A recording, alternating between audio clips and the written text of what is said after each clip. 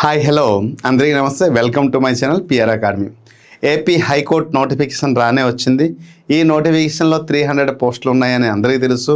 దీంట్లో 13 రకాల పోస్టులలో stenographer, UD stenographer మరియు స్టెనోగ్రాఫర్కి సంబంధించిన నోటిఫికేషన్ అవుతుంది. దీంట్లో టోటల్గా నంబర్ ఆఫ్ పోస్టులు ఎన్ని ఉన్నాయి, క్వాలిఫికేషన్ ఏంటి, eligibility, age, exam process, exam pattern, mode of examination, selection process, method of recruitment and syllabus, ఇలా అనేక రకాల మనకు సందేహాలు ఉన్నాయి. సో దీని గురించి పూర్తి వివరాలు అయితే ఈ వీడియోలో మీకు అందిస్తాను. సో దయచేసి వీడియో ఎక్కడ కూడా స్కిప్ చేయకుండా బిగినింగ్ నుంచి ఎండింగ్ వరకు చూడండి, అందరికీ హెల్ప్ఫుల్ అవుతుంది. But before going to detail analysis, it's my humble request to all the aspirants, please do like and subscribe my channel. If there is a time, please share this video to all the aspirants. So right, మనం ఎప్పటి నుంచి apply చేయాలి sir, ఏ పోస్టుకు మీరు చెప్తున్నారు, stenographer అని చెప్తాను, లేదా యూడీ స్టెనోగ్రాఫర్ అండ్ స్టెనోగ్రాఫర్కి సంబంధించిన పోస్టు. సో అప్లై ఎప్పటి నుంచి చేసుకోవాలి అంటే మార్చ్ 30 నుంచి మనం అప్లై చేసుకోవాలి. మరి లాస్ట్ డేట్ ఎప్పుడు అంటే ఏప్రిల్ 19న లాస్ట్ డేట్. ఓకేనండి, లాస్ట్ డేట్. కాబట్టి మన చేతిలో ఒక 20 days అయితే ఉంటుంది అప్లై చేసుకోవడానికి. మరి ప్రతి ఒక్క పర్సన్ ప్రిపేర్ అవుతున్నటువంటి ఎగ్జామినేషన్లో ఎస్పెషల్గా స్టెనోగ్రాఫర్కి ఎన్ని పోస్టులు ఉన్నాయంటే ఇక్కడ స్టెనోగ్రాఫర్కి 1, మరి యూడీ స్టెనోగ్రాఫర్లో 7 ఉన్నాయి. మరి యూడీ స్టెనోగ్రాఫర్లో సాలరీ ఎంత అంటే 34,580. ఇది ఒక కొంచెం ప్రెస్టీజియస్ పోస్ట్ అండి. 1,27,480 ఇస్తారు. అదే స్టెనోగ్రాఫర్ అంటే కొంచెం దాంతోపాటు పోలిస్తే కొంచెం తక్కువ, కాబట్టి 80,910 రూపీస్ ఇస్తారు. సో దానికి దాదాపు ఒక 47,000 అంటే నియర్లీ 50,000 శాలరీ డిఫరెంట్ ఉంది. కానీ యూడీ స్టెనోగ్రాఫర్లో టోటల్గా 7 పోస్టులు ఉంది, స్టెనోగ్రాఫర్లో 7 పోస్టులు ఉన్నాయి. క్వాలిఫికేషన్లో చిన్న మార్పు ఉంటుంది, దాని గురించి తెలుసుకుందాం. ముందు యూడీ స్టెనోగ్రాఫర్లో టోటల్గా ఎక్కడ ఉన్నటువంటి పోస్టులు ఎన్ని అంటే 4 ఓపెన్ కేటగిరీలో ఉంది, 1 బీసీఏ మరియు ఎస్సీకి 1, ఎస్సీ గ్రేడ్ 2కి 2, 1. సో టోటల్గా 7 పోస్టులు అయితే ఉన్నాయి. మరి వేరే కమ్యూనిటీలు ఎక్కడైతే లేదు. మరి ఇక్కడ చూడండి, స్టెనోగ్రాఫర్కి సంబంధించిన 1 పోస్ట్ ఉంది, అది ఓపెన్లో పెట్టడం జరిగింది. సో 7+8, ఈ 7+8లో ఎవరైతే ఎలిజిబిలిటీ ఉంటారో వారికి 8 పోస్టులు అయితే ఇక్కడ హైకోర్టు నుంచి లభ్యమవుతుంది. ముందు అయితే ఎవరు ఎలిజిబుల్ అవుతున్నారు, యూటీకి సంబంధించిన స్టెనోగ్రాఫర్. మరి స్టెనోగ్రాఫర్కి ఉన్నట్టు క్వాలిఫికేషన్ ముందు చూస్తే తెలుస్తుంది, ఎందుకంటే దీంతోపాటు కొంచెం క్వాలిఫికేషన్ ఎక్కువ ఉంటుంది. సో ఏమన్నారంటే డిగ్రీ ఇన్ ఆర్ట్స్ చేసిన వారు, సైన్స్ చేసిన వారు, కామర్స్ చదివిన వారు, అలాగే లా చేసిన వారు. సో ఇక్కడ క్లియర్గా మెన్షన్ చేసినామా, ఆర్ట్స్, అలాగే సైన్స్, అలాగే కామర్స్ అండ్ లా, ఈ 4 రకాలమైన డిగ్రీ ఎవరైతే ఉన్నారో, ఓకే, ఈ 4 రకాలమైన డిగ్రీలో ఏదో ఒక డిగ్రీ మీ దగ్గర ఉంటే యు ఆర్ ఎలిజిబుల్. లేదా so any other degree equal to such qualification. So ఈ క్వాలిఫికేషన్ ఆర్ట్స్, సైన్స్, కామర్స్, లా ఏవైతే ఉన్నాయో ఈ క్వాలిఫికేషన్కి ఎవరిదో ఈక్వలెంట్ ఉన్న క్వాలిఫికేషన్ గ్రాడ్యుయేషన్ ఉంటే ఎలిజిబుల్. దీంతో పాటు సెకండ్ పాయింట్ ఏంటంటే, ఇది ఫస్ట్ పాయింట్. సెకండ్ పాయింట్ అంటే వారికి ఖచ్చితంగా must have passed the government technical examination short hand. వారికి ఖచ్చితంగా షార్ట్ హ్యాండ్ ఉండాలి. మరి ఈ గవర్నమెంట్ టెక్నికల్ దాంట్లో పాస్ అయి ఉండాలి. షార్ట్ హ్యాండ్ ఎంతమ్మా, సో అది కూడా ఇంగ్లీష్లో షార్ట్ హ్యాండ్ ఉండాలి. మరి 120 words per minute. So 120 words per minute అయితే ఉంది. దీనితో పాటు టైప్ రైటింగ్ కూడా హైయర్ గ్రేడ్ ఉండాలి. ఏముండాలమ్మా, టైప్ రైటింగ్ హైయర్ గ్రేడ్ ఉండాలి. ఇది ఎంత 45 words per minute అనేది ఎక్కడ ఇవ్వడం జరిగింది. ఈ 3 క్వాలిఫికేషన్ ఖచ్చితంగా ఉంటేనే ఈ 7 పోస్టుకి అప్లై చేయడానికి ఎక్కడ అవకాశం ఉంటుంది. మరి ఎక్కడ 1 పోస్టే ఉంది. సో ఈ 1 పోస్టుకి ఏమి ఇచ్చారో చూద్దాం. ఎక్కడ కూడా ఆర్ట్స్, ఫస్ట్ పాయింట్ ఏంటంటే ఆర్ట్స్ మెన్షన్ చేశారు, అలాగే సైన్స్, అలాగే కామర్స్, అలాగే లా, ఇలా 4 రకాలైనటువంటి ఉన్నాయి. సో ఎన్ని 3 years దాంట్లో, లేదా దీనికి ఈక్వలెంట్ ఉన్నటువంటి క్వాలిఫికేషన్ ఉన్న ఎలిజిబుల్ అనేసి ఇక్కడ మెన్షన్ చేయడం జరిగింది. అయితే సెకండ్ ఏంటంటే ఖచ్చితంగా గవర్నమెంట్ నుంచి పొందిన టెక్నికల్ ఎగ్జామినేషన్లో షార్ట్ హ్యాండ్ క్వాలిఫై అయి ఉండాలి. సెకండ్ ఐటమా షార్ట్ హ్యాండ్ ఖచ్చితంగా ఉండాలి. మరి షార్ట్ హ్యాండ్ అనేది ఎంత, ఇక్కడ 80 words పెర్ సెకండ్ అంట, per minute 80 words per minute. అక్కడేమో 120 words. దీనికి దానికి ఆ చిన్న డిఫరెంట్ ఉంటుంది. మరియు ఇంగ్లీష్ హైయర్ గ్రేడ్ అనేది టైప్ 3 కూడా టైప్ రైటింగ్. ఈ 3 కూడా సేమే. అంటే ఒక పోస్ట్కి ఎక్కడ అప్లై చేయవచ్చు, కాకపోతే ఇక్కడ 120 word per minute ఉండేటప్పుడు ఎక్కడ అప్లై చేయవచ్చు, అక్కడ అప్లై చేయవచ్చు. ఓకేనా? సో ఇలా టైప్ రైటింగ్ స్పీడ్ కూడా ఎక్కడ కూడా హైయర్ గ్రేడ్ అన్నారు. సో హైయర్ గ్రేడ్లో 45 words per minute, higher grade 45 words per minute అనేది ఇవ్వడం జరిగింది. ఈ 3 కామన్ అనమాట. అంటే యూడి స్టెనోగ్రాఫర్కి ఇక్కడ 7 పోస్టులు ఉన్నాయి, ఇక్కడ 1 పోస్టులు ఉన్నాయి. టోటలీ 8 పోస్టులకి మీరు ఎలిజిబుల్ అవుతున్నారు. ఎలిజిబుల్ అయినటువంటి పోస్టులో సో కామన్గా మనకు తెలిసింది ఏంటంటే ఇక్కడ 80 words per 80 words అయితే ఇస్తే ఇక్కడ పెర్ మినిట్, అక్కడ 120 words per minute అనేది మెన్షన్ చేయడం జరిగింది. మరి ఏజ్ ఎలా ఉండాలి సార్? రైట్, ఏజ్ ప్రతి ఒక్కరికి కామన్ ఏంటంటే 18 years to 40 years. ఎంతమ్మా? 18 years to 40 years. మరి దీంతో పాటు ఏటన్నాడు అంటే ఖచ్చితంగా ఒకవేళ ఎస్సీ కానీ, ఎస్టీ కానీ, బీసీ కానీ, ఈడబ్ల్యూఎస్ రిజర్వేషన్కి చెందిన వారైతే మళ్ళీ ఒక 5 years ఎగ్జామినేషన్ ఇవ్వడం జరుగుతుంది, రిలాక్సేషన్ ఇవ్వడం జరుగుతుంది. అప్పుడు టోటల్గా ఎన్ని ఇయర్స్ అవుతుంది? 47 years వరకు అప్లై చేయొచ్చు. అదే పిహెచ్ అయితే 10 years ఇవ్వడం జరుగుతుంది.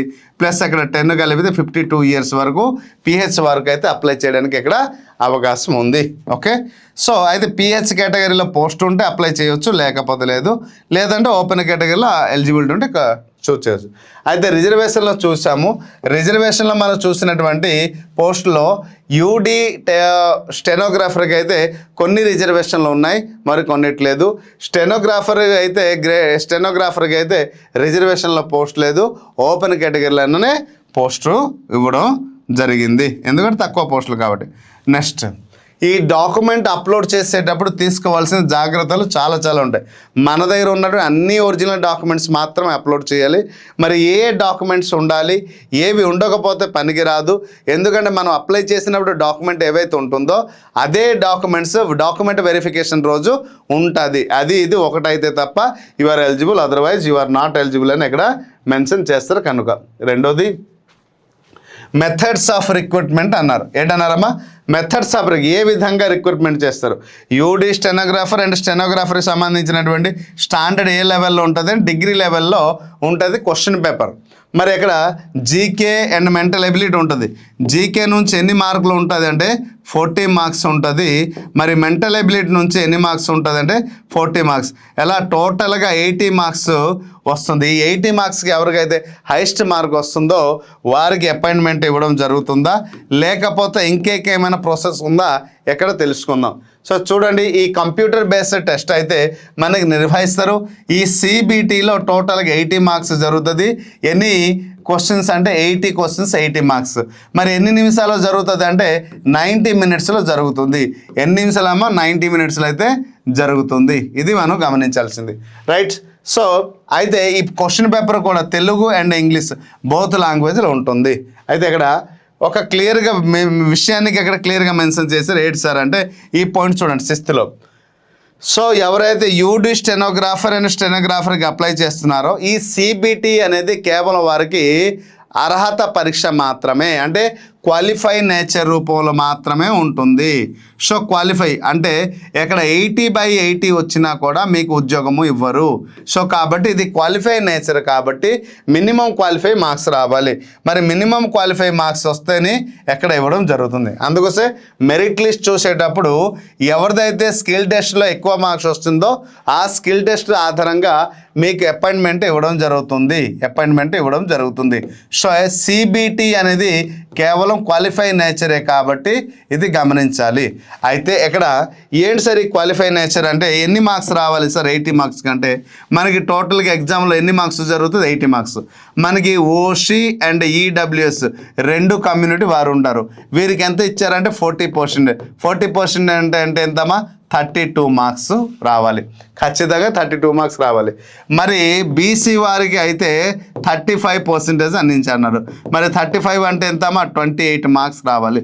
మరి ఎస్సీ ఎస్టీ అండ్ పిహెచ్ అయితే ఇక్కడ ఎన్ని పర్సెంటేజ్ మెన్షన్ చేశారు 30, అంటే దాదాపు 24 మార్క్స్ వస్తే ఎలిజిబుల్. అంటే 32 కానీ 28 కానీ 24 ఎవరు ఏ కమ్యూనిటీలో ఉన్నారో ఆ కమ్యూనిటీ మార్క్స్ వస్తేనే వారికి రిజల్ట్లో వాళ్ళ పేరు ఉంటుంది. అంటే స్కిల్ టెస్ట్ ఉంటుంది, ఆ స్కిల్ టెస్ట్లో వారు ఎలిజిబుల్ అవుతారు. అయితే స్కిల్ టెస్ట్కి వెళ్ళాలి అంటే ఈ మార్క్స్ రావాలి. మరి ఈ మార్క్స్ వస్తేనే మీకు స్కిల్ టెస్ట్ సెలెక్ట్ చేస్తారు, లేకపోతే లేదు. మరి దీని ఒక ఎగ్జామినేషన్ ఫీజు ఏంటి సార్ చూద్దామా.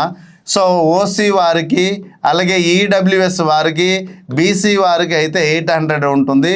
ఎస్సీ కానీ ఎస్టీ కానీ అండ్ పిహెచ్ వారికి అయితే ఇక్కడ 400 రూపీస్ అయితే అప్లై చేయడానికి ఉంటుంది. నేను 2-3 పోస్టులకు అప్లై చేస్తానంటే స్టెనోగ్రాఫర్ చేస్తాను, యూటీ స్టెనో చేస్తానంటే 2 పోస్టులకు అప్లై చేసేటప్పుడు 2+800 లేదా 2+400 కూడా ఉంటుంది. అయితే దీనికి సంబంధించిన కంప్లీట్ కోర్స్ అయితే మన పిఆర్ అకాడమీలో ఉంది. సో పిఆర్ అకాడమీ యాప్ని డౌన్లోడ్ చేసుకొని చూస్తే ప్రతి ఒక్క పర్సన్కి అయితే యూజ్ఫుల్ ఉంటుంది. సో రైట్, మరి దీనికి సంబంధించింది ఇక్కడ చూడండి, ఎగ్జామ్ మనం అప్లై చేసేటప్పుడు ఇక్కడ ఓటీపీఆర్ విధానము ఉంటుంది. ఓటీపీఆర్ అంటే ఏంటమ్మా, ఇక్కడ ఓటీపీఆర్ అని 1 టైం ప్రొఫైల్ రిజిస్టర్. దీంట్లో part A and part B ఉంటుంది. Part A and part B. Part A ఏంటమ్మా, ఇక్కడ మనం గమనించాల్సింది పార్ట్ ఏ ఏంటంటే ఓటీపీఆర్ చేయడానికి పార్ట్ ఏ. మన ఒక personal details, permanent address, present address అన్నీ ఫిల్ చేయాలి. ఫిల్ చేసిన తర్వాత మన పేరు మీద ఒక ఐడి జనరేట్ అవుతుంది, పాస్వర్డ్ జనరేట్ అవుతుంది. ఇవి చేయడానికి ఫర్గెట్ పాస్వర్డ్ కొట్టి కొత్త పాస్వర్డ్ అయితే ఇవ్వచ్చు. అయితే దీనికి ముందు మీకు పర్సనల్ మొబైల్ నెంబర్ ఏదైతే ఉంటుందో అది మాత్రం ఇవ్వాలి, పర్సనల్ జీమెయిల్ మాత్రం ఇవ్వాలి.